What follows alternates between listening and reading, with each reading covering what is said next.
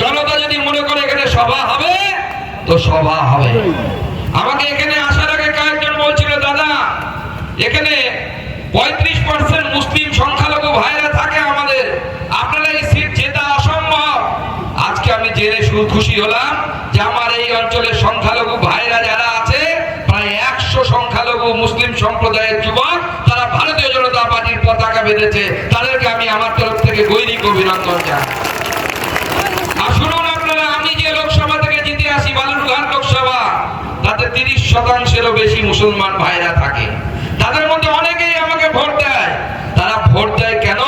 তারা জানে যে সবসময় উপরওয়ালা ঈশ্বর বা যে নামে তাকে ডাকুন না কেন, সে সত্যের দিকে থাকে, সতের দিকে থাকে, ভালো লোকের দিকে থাকে, অন্য দিকে থাকে না।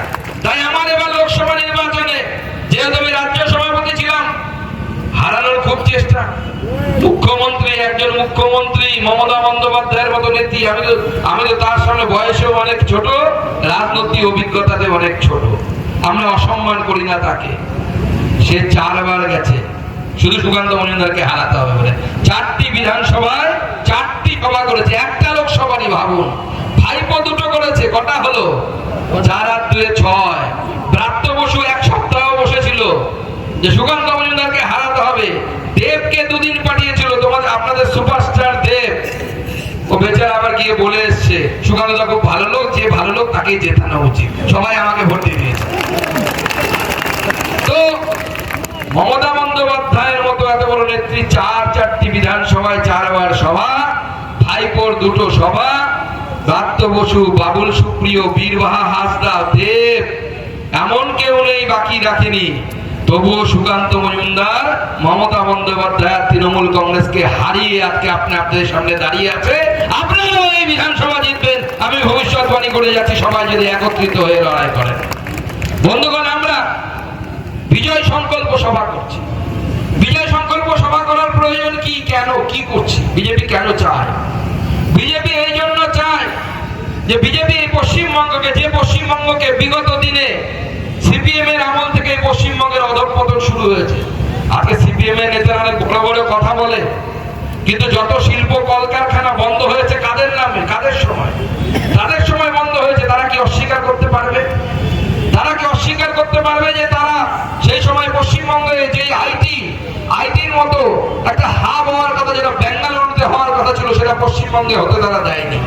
বলেছিল কম্পিউটার মানুষের শত্রু, কম্পিউটারকে ঢোকানো যাবে না। আর আজকে কম্পিউটার ছাড়া কিছু চলে না। সেই সিপিএম নেতাদের ছেলেরা কম্পিউটার শিখে এখন বেঙ্গালুরুতে চাকরি করছে। আজকে সেই রাজ্য দিনের পর দিন, স্বাধীনতা যখন হয় 1960-61 সালে, আমরা ভারতবর্ষে সব থেকে এগিয়ে থাকা রাজ্য ছিলাম। এগিয়ে থাকা রাজ্যগুলির মধ্যে একটি, আজকে শুনলে অবাক হয়ে যাবেন, গোটা ভারতবর্ষের সব থেকে পরিষ্কার পরিচ্ছন্ন শহরের নাম ইন্দোর। নাম শুনেছেন? মধ্যপ্রদেশের শহর। গোটা ভারতবর্ষে প্রতি বছর একটা লিস্ট বের হয়, সব থেকে পরিষ্কার শহর কোনটি আর নোংরা শহর কোনটি। দেখুন 1, 2, 3, 4, ফার্স্ট, সেকেন্ড, থার্ড এরকম করে নাম বের হয়। মধ্যপ্রদেশ, যেখানে বিজেপি সরকার, সেখানে একটি শহর, তার নাম হচ্ছে ইন্দোর। সেটা হচ্ছে ভারতবর্ষের সব থেকে পরিচ্ছন্ন শহর, পরপর 3 বার, এবারও হয়েছে। আর সব থেকে নোংরা শহর, আপনারা কোন জেলায় থাকেন? কোন জেলা? এই নামটাই হাওড়া কর্পোরেশন, হাওড়া মিউনিসিপ্যালিটি, যে নামে ডাকুন না কেন, এটা লজ্জার বিষয় আমাদের যে ভারতবর্ষের সব থেকে অপরিচ্ছন্ন শহরের নাম হচ্ছে হাওড়া। সেটা তৃণমূল কংগ্রেস করেছে। এই জন্য বিজেপি ক্ষমতায় আসতে চায়। আমরা হাওড়াকে ইন্দোরের সাথে কম্পিটিশন করাতে চাই, হাওড়াকে ইন্দোরের জায়গায় বসাতে চাই। সেই জন্য ভারতীয় জনতা পার্টির সরকার দরকার। আমাদের এখানে শিল্প আছে। আপনাদের গ্রাম থেকে লোক অন্য রাজ্যে কাজ করতে যায় না? যায় কি না? যায়। আমার বাড়ি যেখানে, সেখান থেকেও যায়। এখন তো নতুন সিস্টেম চালু হয়েছে, সাউথ ইন্ডিয়া থেকে বড় বড় বাস চলে আসছে, ভলভো টাইপের বাস। আর সেই বাসে করে আমার বাড়ির দাদা, ভাই, জোয়ান ছেলে, কেউ কেউ মেয়েরাও যাচ্ছে উপায় না পেয়ে, তাদেরকে নিয়ে চলে যাচ্ছে। আর তৃণমূলের নেতারা বলছে আমরা লক্ষ্মীর ভান্ডার দিই, লক্ষ্মীর ভান্ডার দিই। আরে আপনারা লক্ষ্মীদেরকে লক্ষ্মীর ভান্ডার দিচ্ছে, আর আমার গ্রামের সব লক্ষ্মীরা নারায়ণ ছাড়া হয়ে বসে আছে। নারায়ণরা গিয়ে বেঙ্গালুরে বিজেপিকে কেন দরকার? বিজেপি এলে শুধু লক্ষ্মীর ভান্ডার থাকবে না, এই মঞ্চ থেকে আমি উলুবেড়িয়া সহ এই জেলার সমস্ত মায়েদেরকে, বোনেদেরকে যারা লক্ষ্মীর ভান্ডার পান, তাদেরকে কথা দিয়ে যাচ্ছি, বিজেপি এলে লক্ষ্মীর ভান্ডার শুধু থাকবে তা নয়, তৃণমূল ভোটের আগে লক্ষ্মীর ভান্ডার বাড়াবে। আমরা জানি সুকান্ত মজুমদারের কথা নড়চড় হয় না, তৃণমূল যে টাকা বাড়াবে তার থেকে 1 টাকা বেশি হলেও বিজেপি আপনাদেরকে লক্ষ্মীর ভান্ডারে যাবে, দেবে, সেই গ্যারান্টি আমরা দিয়ে যাচ্ছি।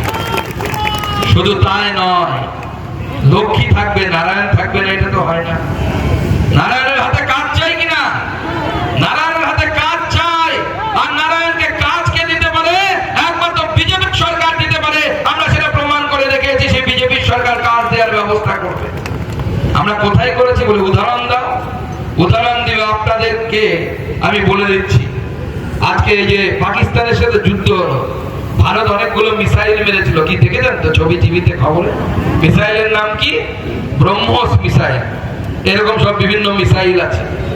সেই ব্রহ্মস মিসাইল তৈরি হচ্ছে কোথায়?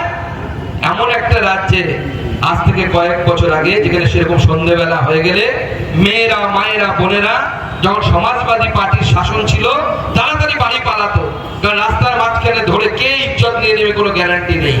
সেখানে বিজেপি এলো, বিজেপি এসে শুধু আইন কানুন ব্যবস্থা, আইনের শাসনই আনলো তাই নয়, গোটা ভারতবর্ষে 2 জায়গায় এখন এই মিসাইল তৈরির কারখানা, একটা দক্ষিণ ভারতের তামিলনাড়ুতে আর বিজেপি শাসিত উত্তরপ্রদেশে। সেইখানে ব্রহ্মস মিসাইল তৈরি হচ্ছে, ডিফেন্স করিডর তৈরি হচ্ছে।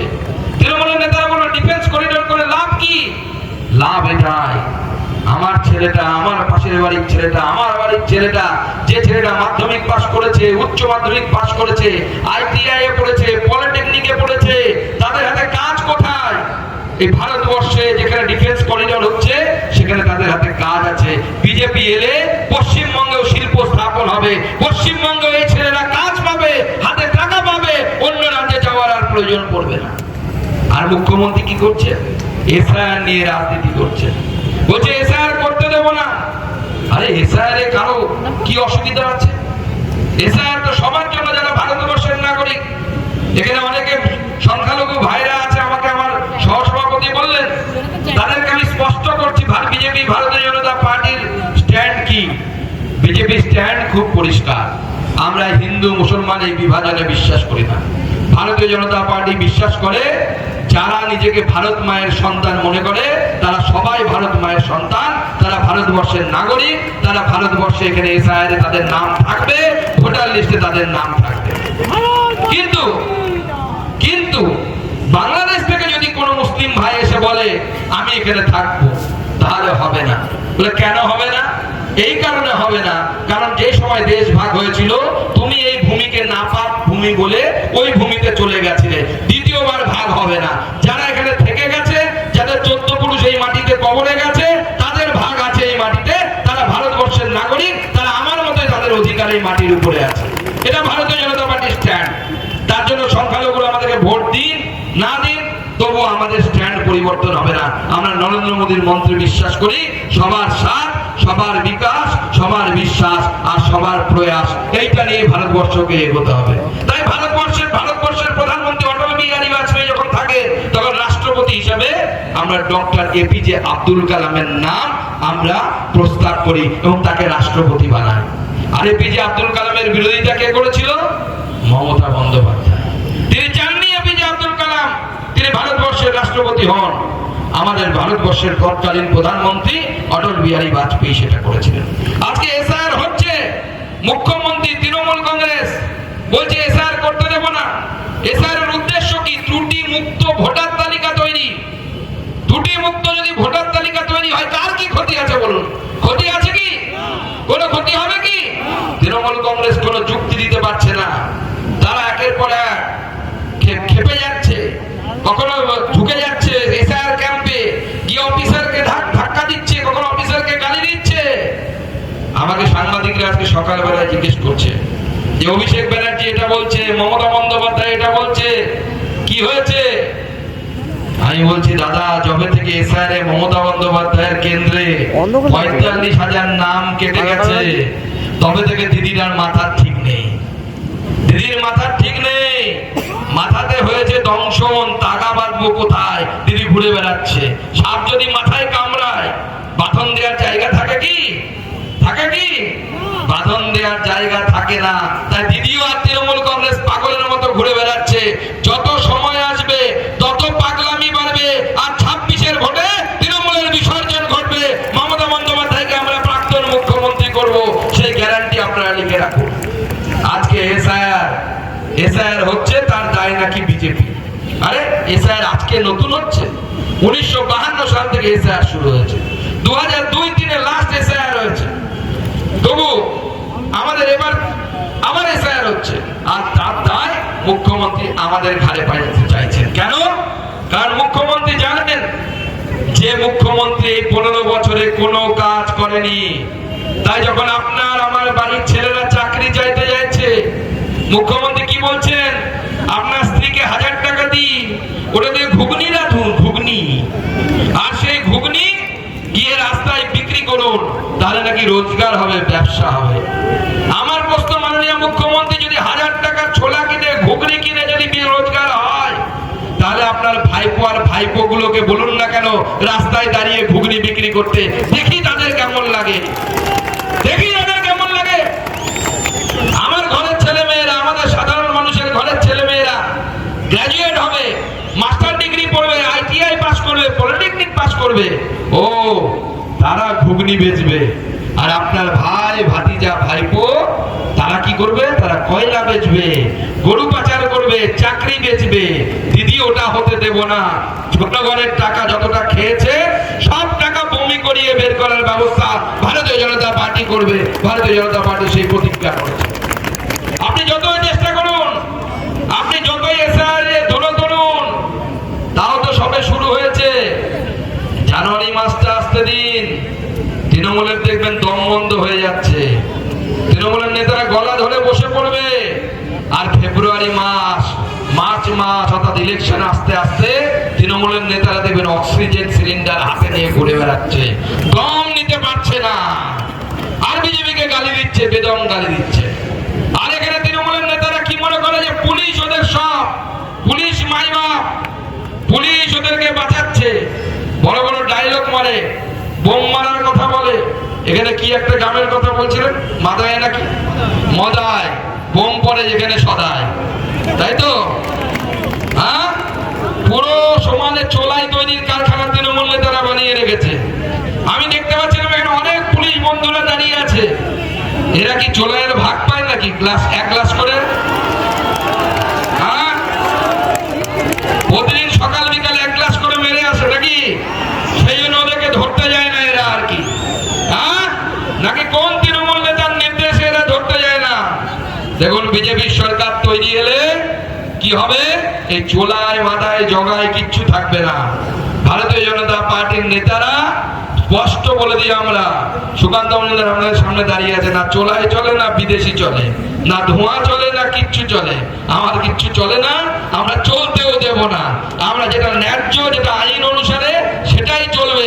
কোনো বেআইনি কার্যকলাপ বিজেপি এলে করা যাবে না, চাকরি চুরি করা যাবে না, কয়লা চুরি করা যাবে না। আর তারপরেও যদি মনে হয় হ্যাঁ বিজেপি করব, ভারত মাতার জয় বলবো, বুক ফুলিয়ে সামনে এসে ভারত মাতার জয় বলুন। ভারতীয় জনতা পার্টি সেই চিন্তাধারায় বিশ্বাস করে, সেই নীতিতে বিশ্বাস করে। দেশ সবার আগে, দেশের উপরে কিচ্ছু হতে পারে না ভারতীয় জনতা পার্টির এটা নীতি। আমাদের নেতারা বারবার দেখিয়েছে, অটল বিহারী বাজপেয়ী থেকে শুরু করে সমস্ত নেতারা আজকে প্রধানমন্ত্রী নরেন্দ্র মোদী পর্যন্ত দেশের কথা তারা সবসময় ভেবেছে। আর আজকে মমতা বন্দ্যোপাধ্যায়ের জন্য হিন্দু মুসলমান এই দুই সম্প্রদায়ের মধ্যে সব থেকে বেশি বিভেদ তৈরি হয়েছে এই পশ্চিমবঙ্গে। মমতা বন্দ্যোপাধ্যায় এমন পরিবেশ নির্মাণ করেছে যে লগ্নজিতা চক্রবর্তী নামে একটি মেয়ে গান গায় ভালো। কয়েক মাস আগে আমি বালুরঘাটে নিয়ে গেছিলাম গান গাওয়াতে, সেখানে গেছিল, সেখানে কোনো একটা জায়গায় সে জাগো মা গান গেয়েছে, তাই নাকি তৃণমূলের নেতারা তাকে মারতে এসেছে। এটা তো বাংলার সংস্কৃতি ছিল না। আরে এই বাংলাতে আমরা ওস্তাদ রশিদ খানের মতো সঙ্গীত শিল্পী পেয়েছি, যার গান শুনলে আমরা অবাক হয়ে যেতাম। এখন তার ছেলে গান করছে শাস্ত্রীয় সঙ্গীত, ভারতীয় শাস্ত্রীয় সঙ্গীতে ওই ধরনের প্রতিভা পাওয়া যায় না। এক সেবারকার ওস্তাদ বিসমিল্লাহ খান সানায় সেই সানাই, যিনি বলতেন, ওস্তাদ বিসমিল্লাহ খাঁ বলতেন যে গঙ্গার পাশে বসে আমি সানাই বাজিয়ে যে আনন্দ পাই ভারতবর্ষের অন্য কোনো জায়গায় গিয়ে পাই না। এটা ভারতবর্ষের সংস্কৃতি, এটা পশ্চিমবঙ্গের সংস্কৃতি ছিল। তৃণমূল কংগ্রেস এই সংস্কৃতিকে নষ্ট করে দিচ্ছে। তৃণমূল কংগ্রেস সাম্প্রদায়িকতা আরো বেশি করে ঢোকাচ্ছে। তৃণমূল কংগ্রেস তোষণের রাজনীতির মাধ্যমে, তোষণ যখন করবেন মনে রাখবেন অন্য কোনো ধান্দা আছে। ধান্দা ছাড়া তৃণমূলের নেতারা কিছু করে না। ধান্দাবাজি তৃণমূলের নেতাদের কাজ।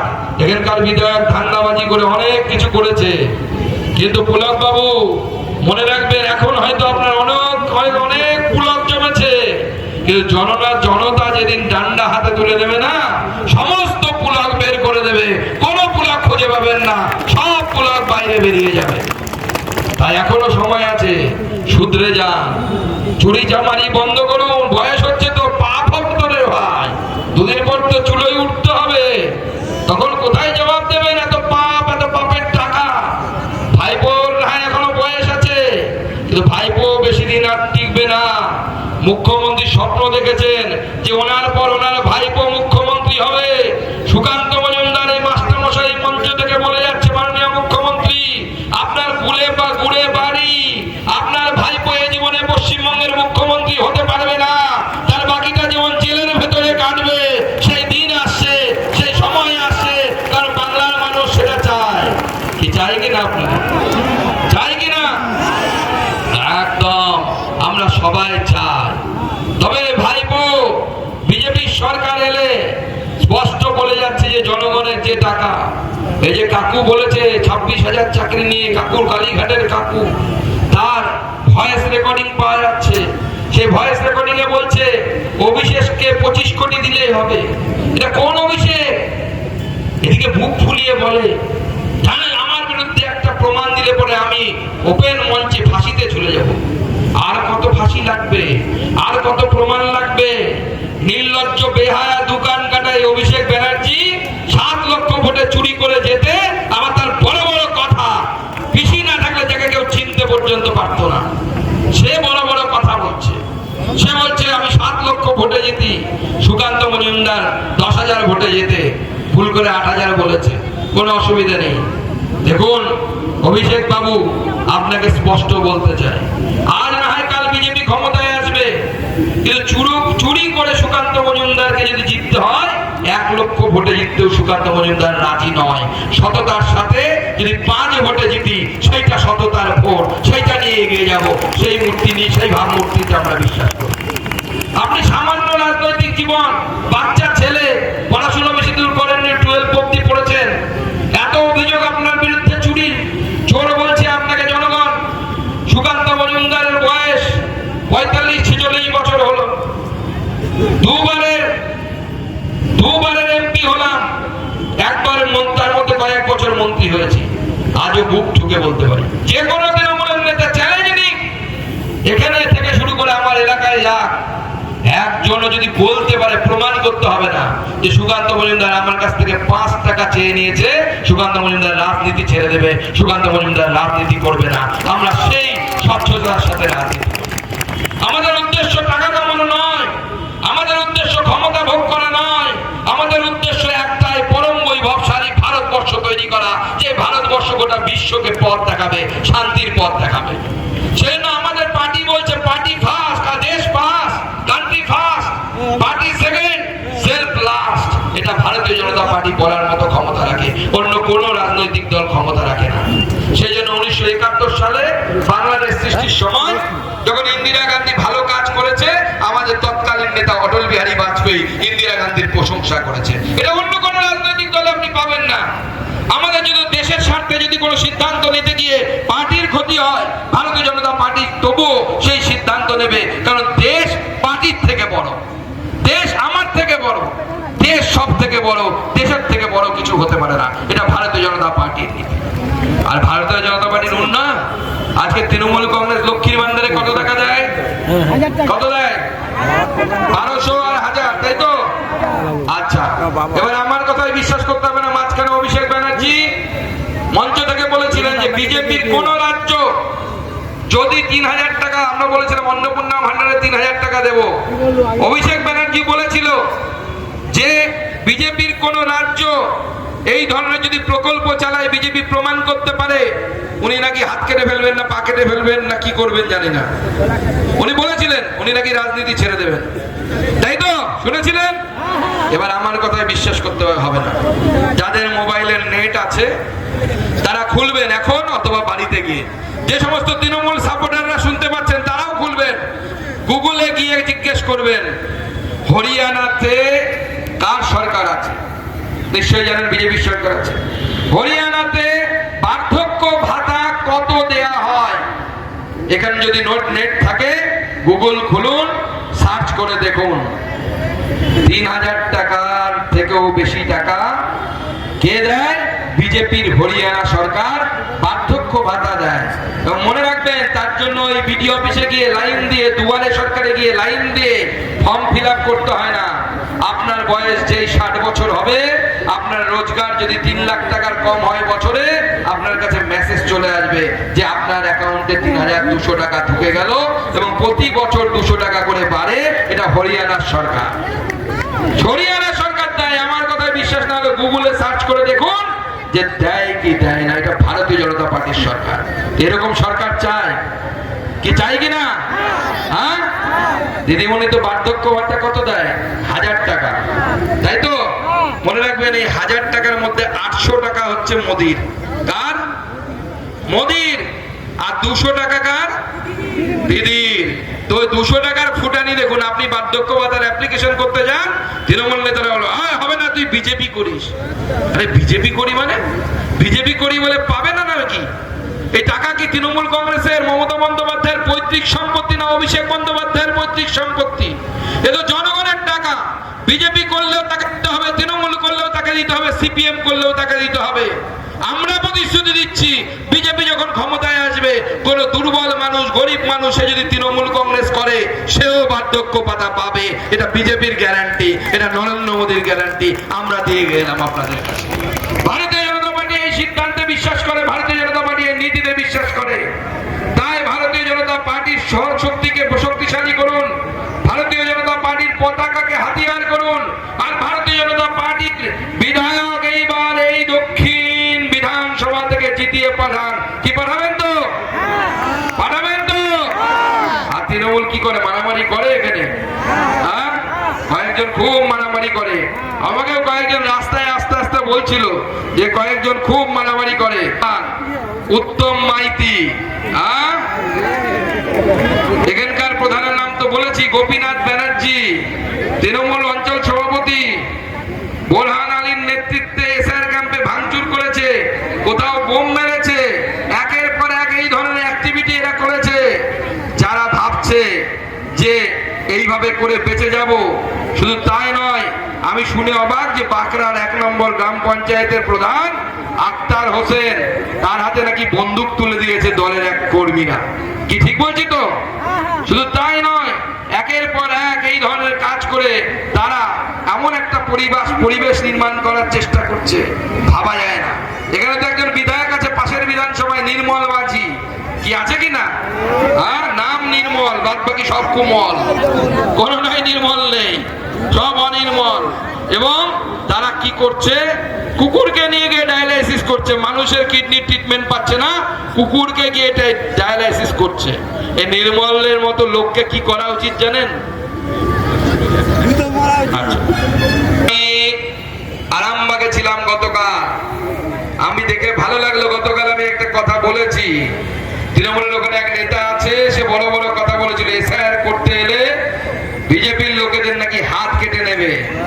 আমি সেখানে বলেছিলাম বিজেপি কারো সাথে মারামারি করতে যায় না, বিজেপি মারামারিতে বিশ্বাস করে না। কিন্তু মনে রাখবে, যদি বিজেপি হাতে তুলে নেয় কাঁচা বাঁশ, পাল্টে যাবে ইতিহাস। আজকে আমাদের কর্মীরা দেখলাম প্রচুর বাঁশ নিয়ে পশ্চিমবঙ্গের জনগণকে বাঁশ দেওয়ার কাজ করেছে হচ্ছে তৃণমূল। এইবার বিজেপি তৃণমূলকে বাঁশ দেবে এবং ডান্ডা এবং ঝান্ডা সহ বাঁশ দেওয়ার ব্যবস্থা করবে। সবাই সেই জন্য প্রস্তুত হন, সবাই লড়াইয়ের জন্য প্রস্তুত হন। 26-এ জনতা তৈরি করে নিয়েছে যে এইবার ভারতীয় জনতা পার্টির সরকার হবে, জনগণের সরকার হবে। আর তৃণমূলের নির্বাচন, এইবারের নির্বাচন তৃণমূলের এইবার নির্বাচন আর আমাদের প্রধানমন্ত্রী বলেছেন বাঁচতে চায় বিজেপি তাই। তাই আমার সাথে বলুন বাঁচতে